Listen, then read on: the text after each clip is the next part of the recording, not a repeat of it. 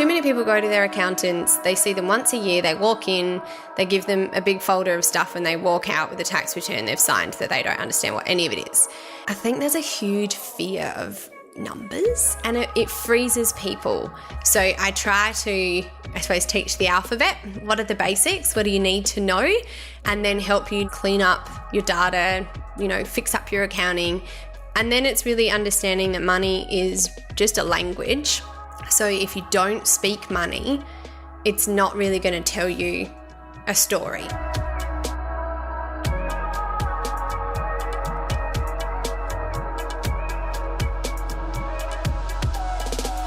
Welcome to episode 141 of Be The Drop, a weekly interview podcast sharing stories from people who inspire and motivate others to help you learn how to tell your story. I'm Real Thiel, Director at Narrative Marketing and firm believer in the superpower of storytelling. Accounting for creative business is not a statement you often hear or two groups of people you'd normally associate. However, finance is the basis of any business, and the creative arts experience sales, tax, and accounting in the same way any other business does. Real Thiel, Director at the Real Thiel, is changing how we see accounting and business for creative minds.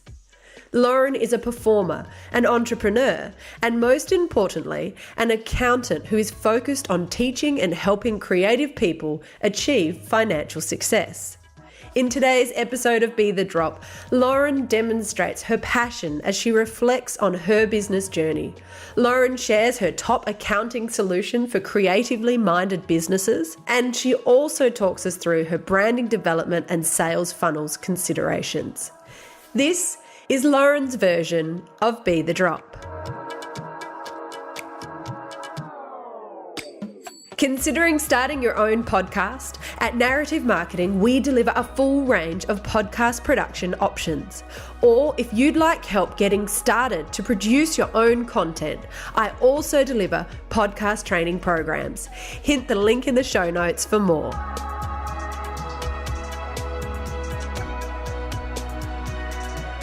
Thank you so much, Lauren, for joining me on our next episode of Be The Drop. My absolute pleasure. Thank you for having me. And you've brought along to get us started your item of significance, and that's something that connects you with your story and your community. So could you please share that with us? Yeah, absolutely. So I have brought along a tiny miniature little trophy which says Hall of Fame, Real Thiel for Adelaide Comedy. And I got this a couple of years ago, maybe 3 or 4 years ago now, and I got it from Craig Egan, who runs Adelaide Comedy. And at the time, or the year prior, I'd been working with him on email and admin and really just helping him, I suppose, to get his business more organised. And that led to setting up Xero accounting software and led to some spreadsheets and some numbers and maths and stuff like that. And for me, it's a reminder of where I've come from and why I do what I do, because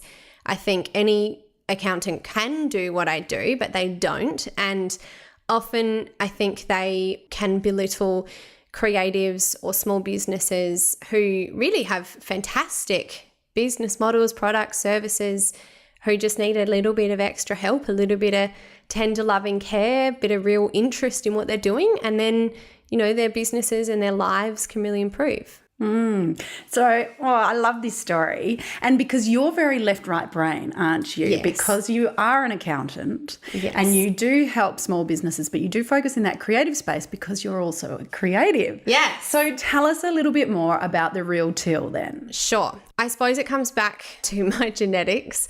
My mum is a visual artist, a painter and a drawer, and my dad used to help run R.M. Williams, so very much a businessman, and he was actually originally an accountant. I did not want to follow in Dad's footsteps at all. That looked like the most boring thing to do, and all these board meetings and things to read and bank statements. Like, who cares? Mum's life looks way more fun. And I'd always loved the stage. I had my first performance at 3. I've wanted to be a dancer or a singer, an actor my whole life. So that was the plan. And then I think I woke up about 18 or 19 and I went, oh, this is a high risk plan. This this is an industry that maybe I need to get found, or I'm waiting for somebody else's permission to do what I want to do. And I started dancing in the Fringe. That's where I met Craig Egan at Adelaide Comedy, and that really then showed me that I have a natural skill set in this area, but I have an understanding of what my people and this arts community are experiencing, what they're interested in, how they feel towards business. And then it was then that I decided, actually, I think this is an opportunity. This isn't a problem, to act like a translator, a bridge between the small business creatives and the business way of doing things. So good. And you've packaged that together. Yes. And built a business. Yeah. So the Real Thiel is an accounting firm for creative small businesses. And I've kind of tweaked it recently actually to be for creatively minded people, because I do have an electrician on my books, but I've also got, a donut van, I've got circus, I've got dancers, photographers. So it's really not, you don't have to have a creative business, but if you prefer visuals, if you prefer, phone conversations, not written reports, if numbers aren't your thing, but you're really good at what you do, then you're my kind of person. And it's really, I suppose, accounting, but helping people understand what that really means. It's not just tax. And I think accounting can be, for small businesses, very intimidating. And as you say, if you're not numbers minded, which I'm not as well, so I can completely relate. If you're not, then it is overwhelming, and you understand that it's so critically important to business. It's a fundamental aspect. If we can't pay the bills, then we can't be in business. But how the nuances of all that works is really intimidating. So how do you work with these people who are more creatively minded to help them navigate that journey? I think it's a mind shift as well, away, I suppose, almost away from, oh gosh, I need this to be able to pay bills, to going, I need this to achieve my dreams. I need this to buy this house, which means I need this much income, which means my business needs this much income. So my first step is always to spin the goal around to not being a negative, but being a positive. I ask them a lot of questions about what their plans are, what they like doing. Are their business goals about growth? Not everyone's are. Some is about lifestyle.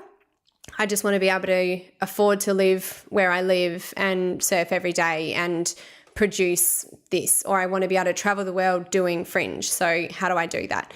Other people are like, I want to build an empire and I want to be selling creative works online, using shops, whatever it is. So you can't assume about other people, and you can't assume about other businesses what they want to do.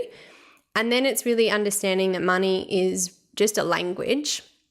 So if you don't speak money, it's not really going to tell you a story. So I try to, I suppose, teach the alphabet. What are the basics? What do you need to know?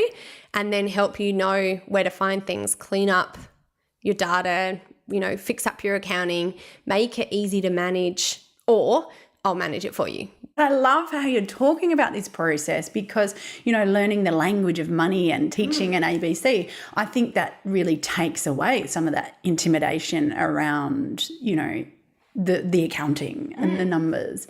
So it is, for me, I think that's a unique way of tackling accounting. Yeah, education is first. Too many people go to their accountants, they see them once a year, they walk in, they give them a big folder of stuff and they walk out with a tax return they've signed that they don't understand what any of it is.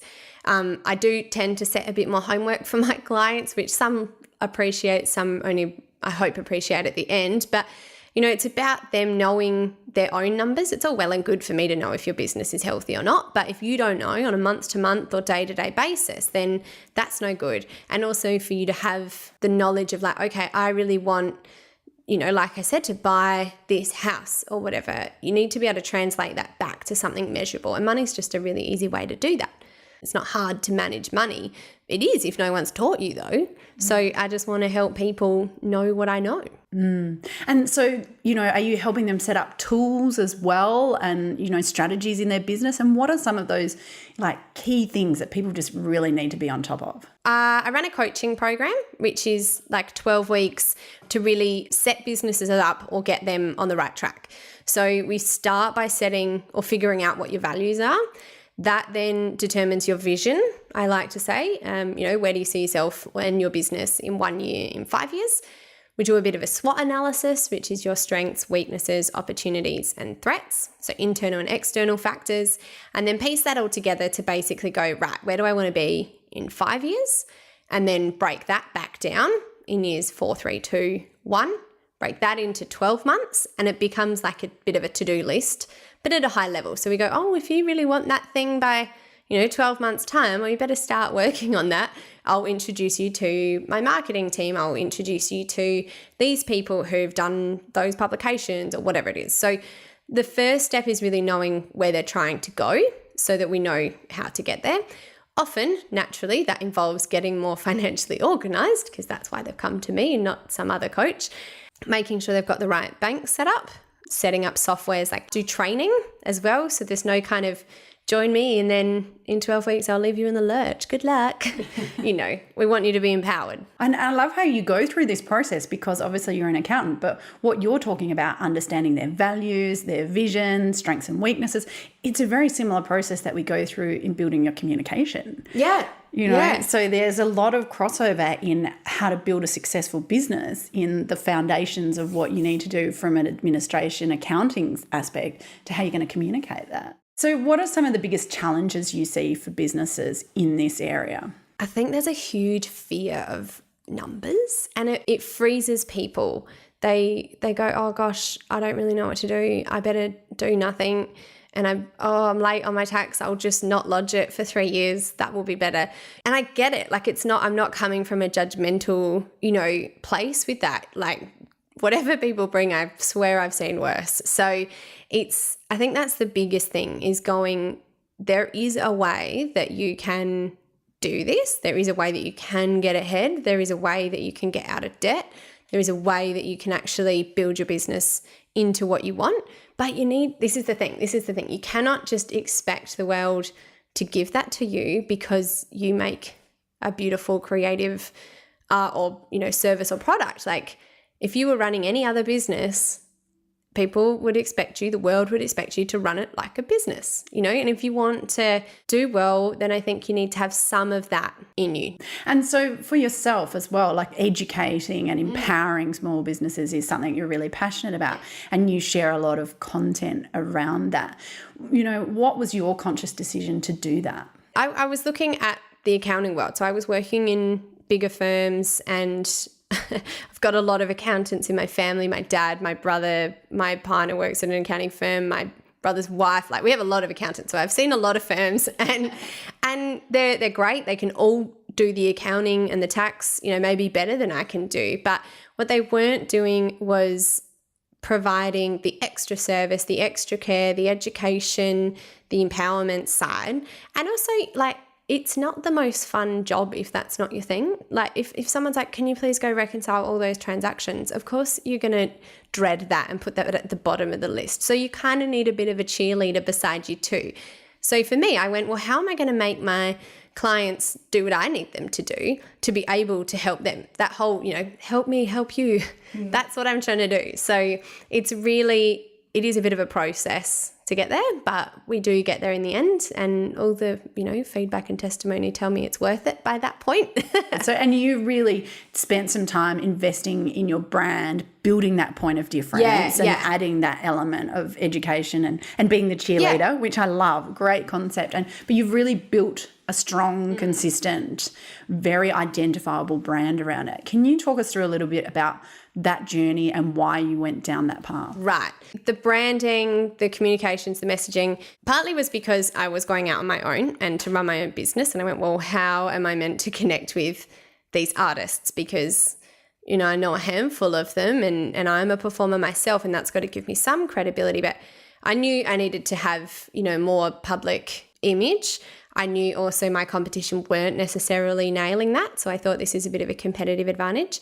And my very first client actually was a photographer, and her approach to photography inspired me. Daily posts, blogs, beautiful website, very consistent branding as well. And so I actually outsourced that. And then I later did a website revamp that really kicked off, I suppose, the more consistent, clean look. And then, I went, well, maybe not everyone can afford to have a one-on-one coach. And also a bit of lead gen can happen from providing a little bit of advice, a little bit of, here's a hot tip for the day. So I do that as well to encourage people to get in contact. So building that trust and communication. Yeah. Build the brand, build the name. I want the Real Thiel to be such that if you are an artist and someone's like, oh, I need an accountant, they're like, why aren't you with the Real Thiel? I love it. So you're clear on your goals. Oh, yeah.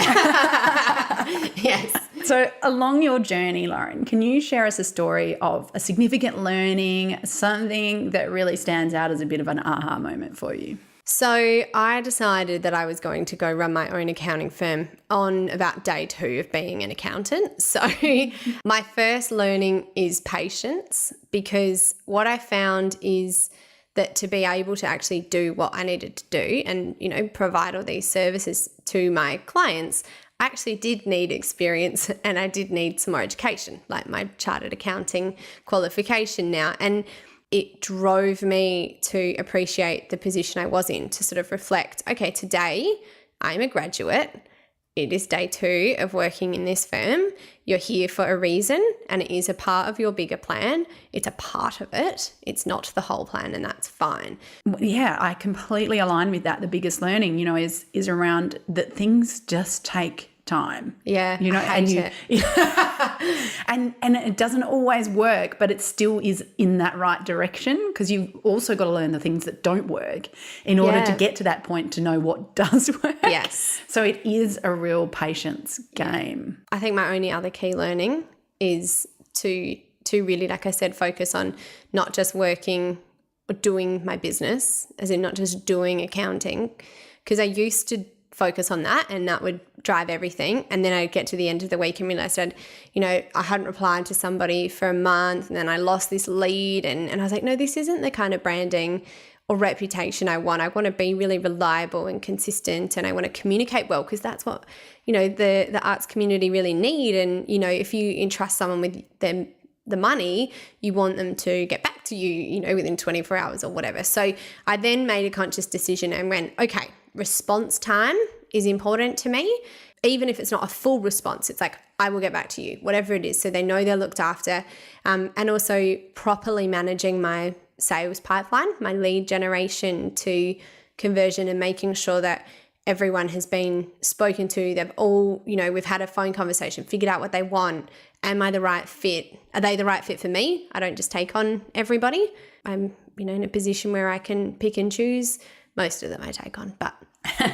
I like that comment as well around managing your sales pipeline. It's so important, and I think something that businesses don't necessarily do all that well sometimes. Sales-focused businesses might, but other creative industries, say, for example. But do you use a tool at all to help you manage your sales pipeline? Yeah, actually that comes into my affiliation with a codex.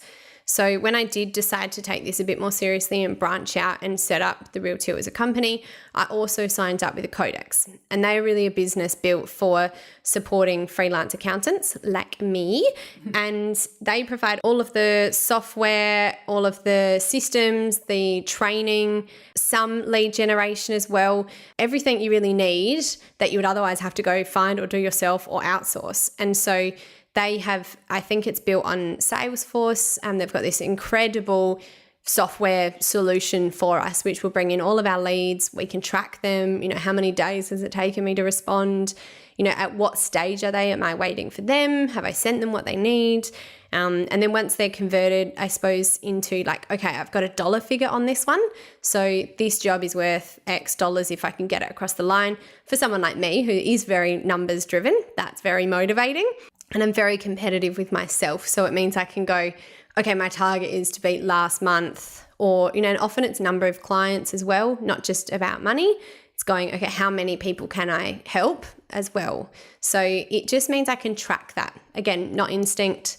I'm not going, oh, I feel like my business is growing. I have no idea. I'm like, actually, I know it is in these ways. Yes, we interviewed Chris Hooper from a Codex. I can't remember. It was a while ago now. Yeah. I'll link in the show notes to that, because he's got a really great approach to accounting, and it's a really good model that he's built there. Yeah, it's incredible. And the network that they've got is super special and probably my favorite or second favorite. I think after the technology and all the solutions which have helped me to build the business and do what I do, next is the other accountants, because to have to sit at home all by myself figuring out how to do accounting would be really depressing and hard.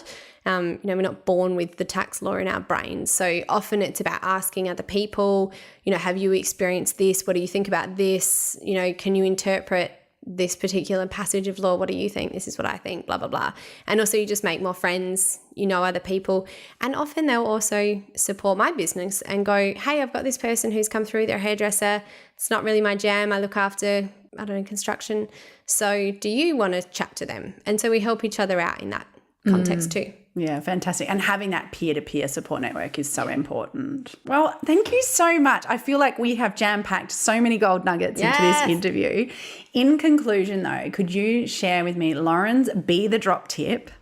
Ooh. And so that is your top tip for how to communicate with influence. So Be the Drop is built around my saying that I really like, which is a waterfall begins with one drop. So how do we communicate to collaborate and bring in other people? Interesting. And you can have a moment. Ooh, wow. Chris, cut that out. Oh, my God. Keep it in.